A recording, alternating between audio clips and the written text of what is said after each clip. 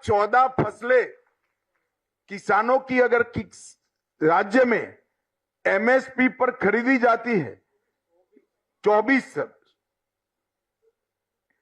सैनी जी बहुत जागरूक है। पहले 14 थी, सैनी जी के लिए ताली बजाओ, उन्होंने 14 से 24 कर दी। सबसे पहला राज्य अगर कोई है तो हरियाणा है। लाल डोरे के भीतर मालिकाना हक अगर पूरे देश में सबसे पहले किसी ने दिया तो हरियाणा ने दिया। एक भी सरपंच अनपढ़ न हो ऐसा कोई राज्य है तो हमारा हरियाणा है। पंचायतों में महिलाओं की 50% भागीदारी भी महिलाएं ने सुनिश्चित हरियाणा ने करी है। हर एक घर में नल से फ्लोराइड विहीन शुद्ध जल भी हरियाणा ने पहुंचाया है।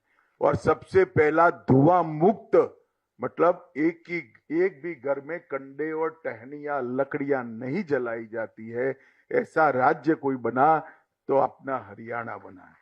और सबसे पहला आयुष विद्यालय अगर कहीं बना तो अपने हरियाणा के अंदर।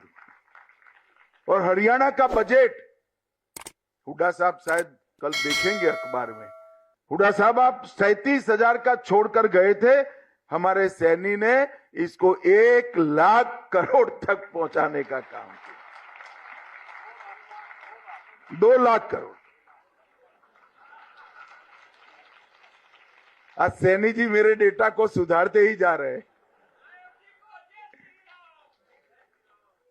इसका मतलब कि आप जीडीपी भी बढ़ा रहे हो, जनता की सुख सुविधा भी बढ़ा रहे हो, गरीबों को भी आगे लाने का काम कर रहे हो और इंफ्रास्ट्रक्चर भी बना रहे हो। ढेर सारे काम है, आज विषय नहीं है इंफ्रास्ट्रक्चर पर बोलने का, परंतु मैं 2 आंकड़े जरूर देना चाहता हूं।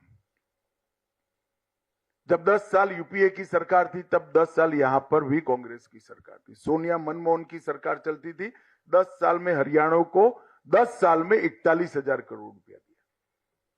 और 10 साल नरेंद्र मोदी जी की सरकार चली, हमने 1,43,000 करोड़ रुपया हरियाणा को देने का 3 गुना पैसा दिया।